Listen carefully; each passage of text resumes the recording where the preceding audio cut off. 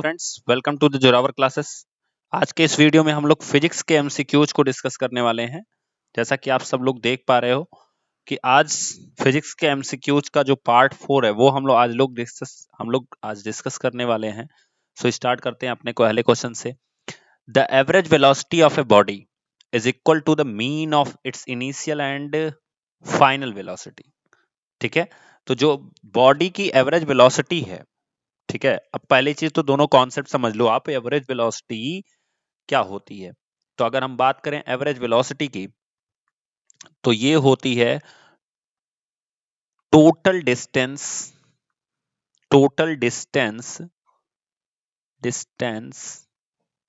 ठीक है, upon total time. ये थोड़ा सा ध्यान दीजिएगा, ठीक है।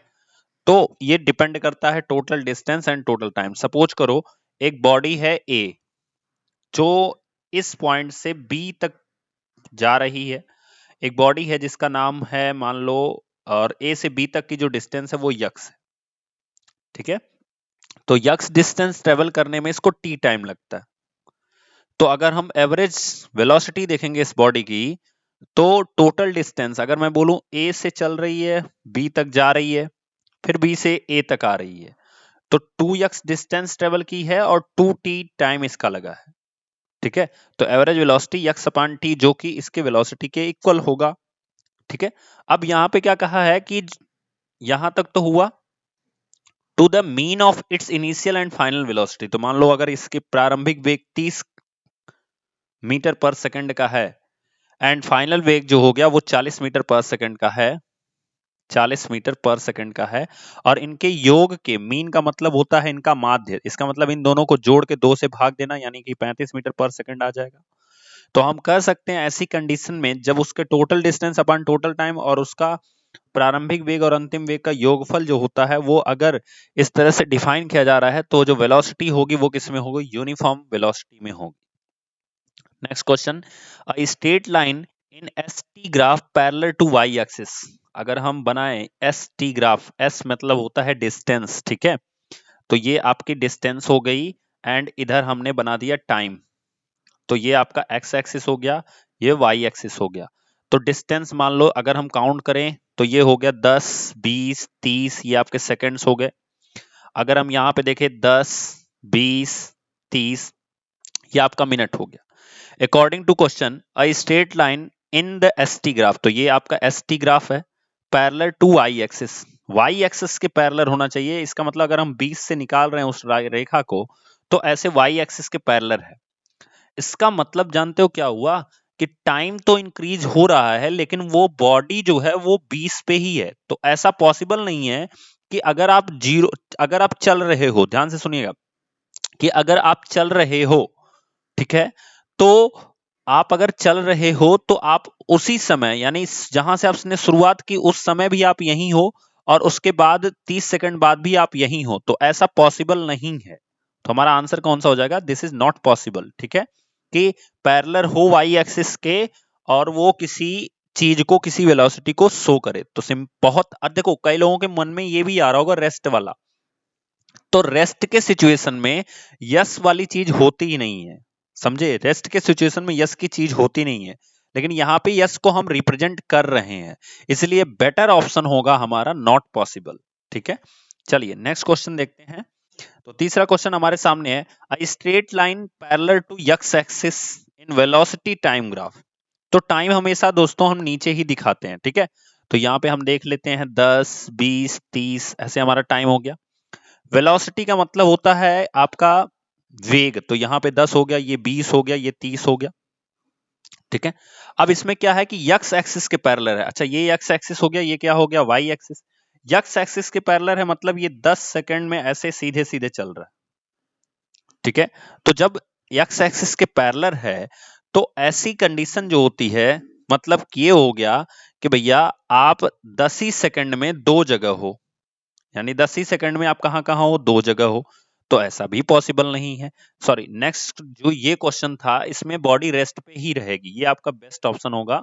बॉडी रेस्ट पे रहेगी, ठीक है। नॉन यूनिफॉर्म वेलोसिटी होगी, अगर आप बहुत ज्यादा देखोगे तो नॉन यूनिफॉर्म वेलोसिटी।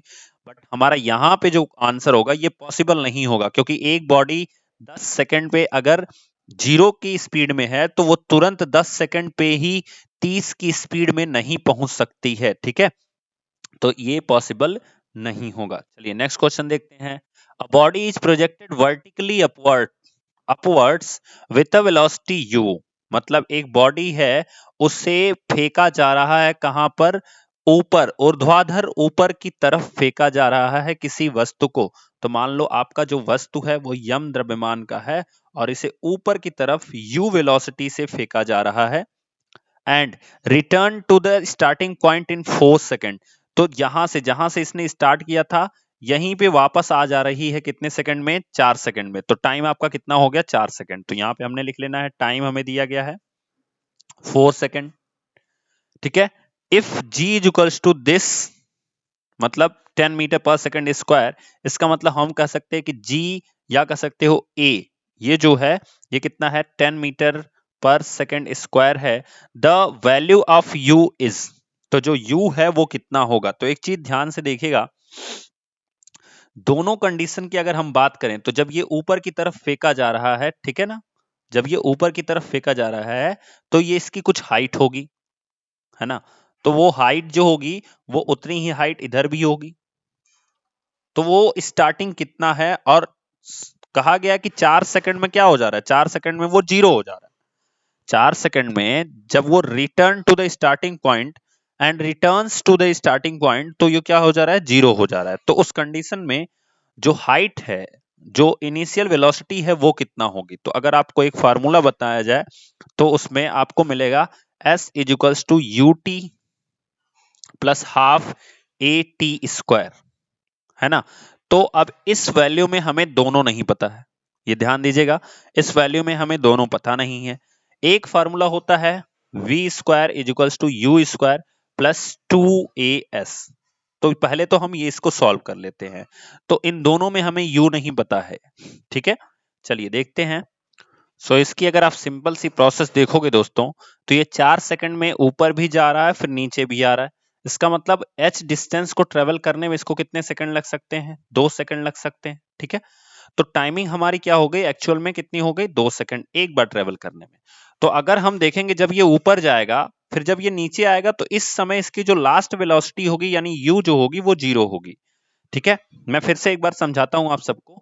देखिए यहाँ पे t की वैल्यू कितनी दी गई है, 4 सेकंड दी गई है, बट ये पूरा काम करने में दिया गया है। तो इसलिए यहाँ पे एक बार जब ये ऊपर जाएगा, मान लो कोई बॉडी है और बॉडी यम है और इसको हम लास्ट पोजीशन पे जब ले जाएंगे तो यहाँ पे इसकी वेलोसिटी 0 हो जाएगी, ठीक है। और यहाँ की वेलोसिटी हमें फाइंड आउट करनी है, ठीक। तो एक बार डिस्टेंस ट्रेवल करने में उसको 2 सेकंड लगेंगे। एंड जी की वैल्यू कितनी दी गई है, 10 मीटर पर सेकंड स्क्वायर की वैल्यू दी गई है, 10 मीटर पर सेकंड स्क्वायर की वैल्यू दी गई है, ठीक है।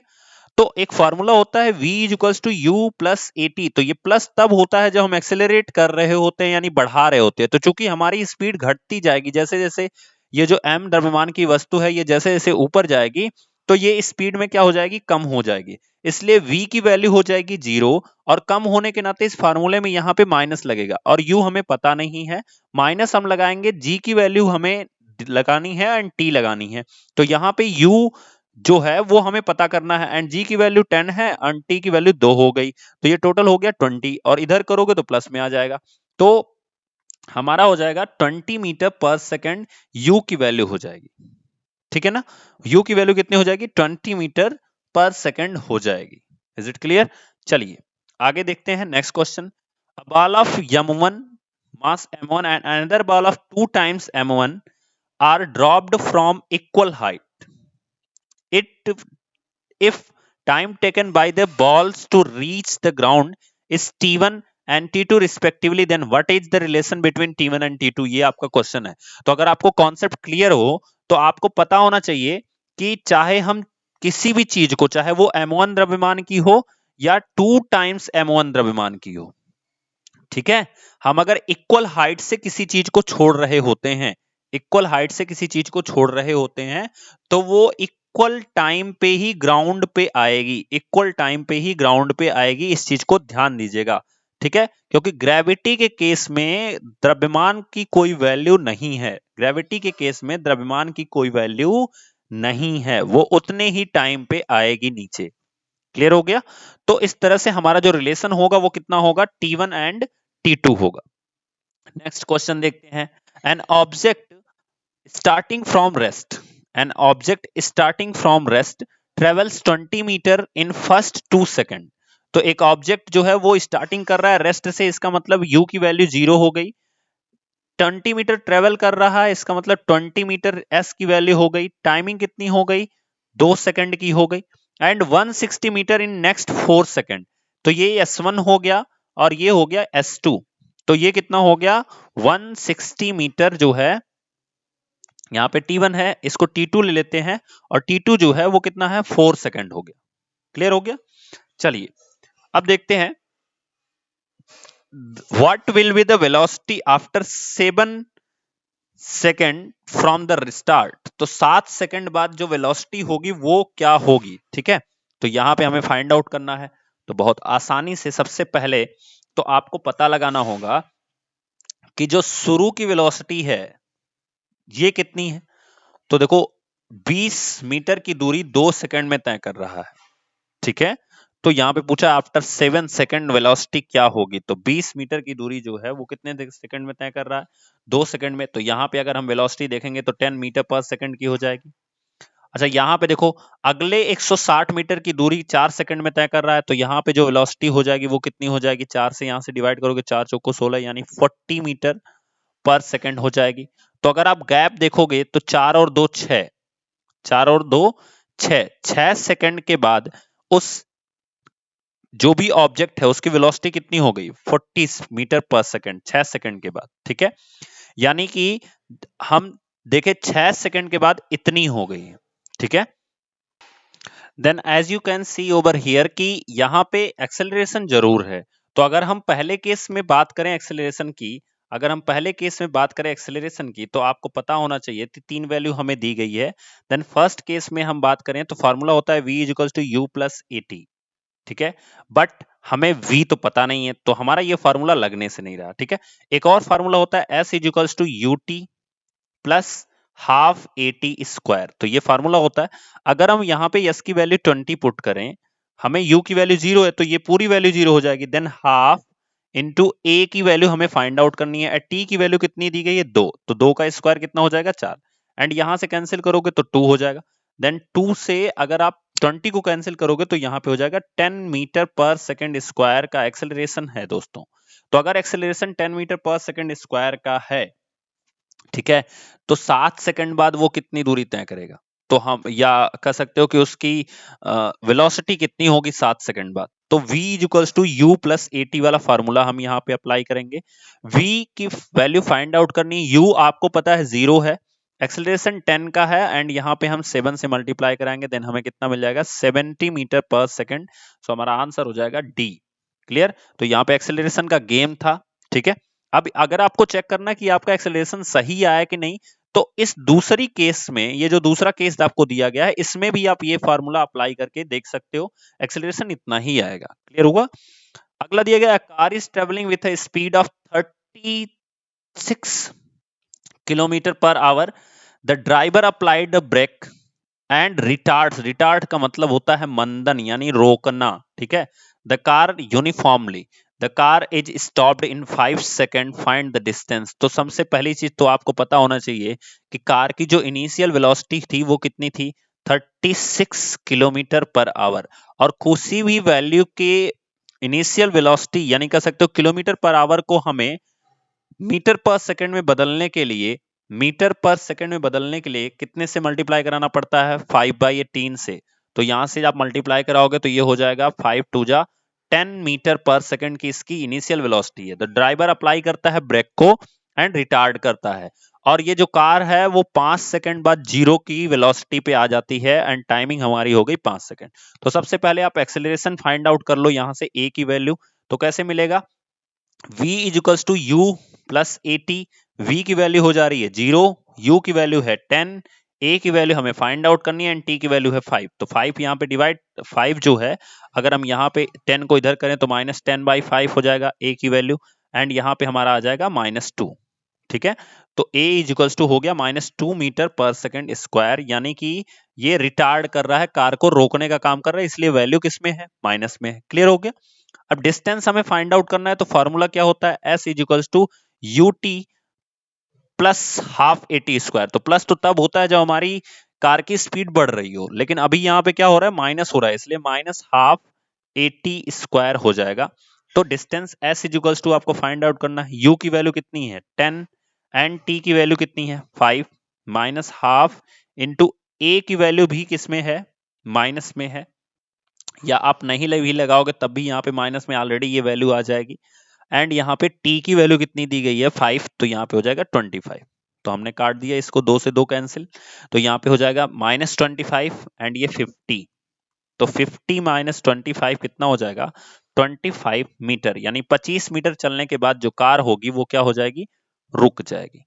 Next question, a body whose position with respect to time and surrounding does not change, it's said to be in a state of rest।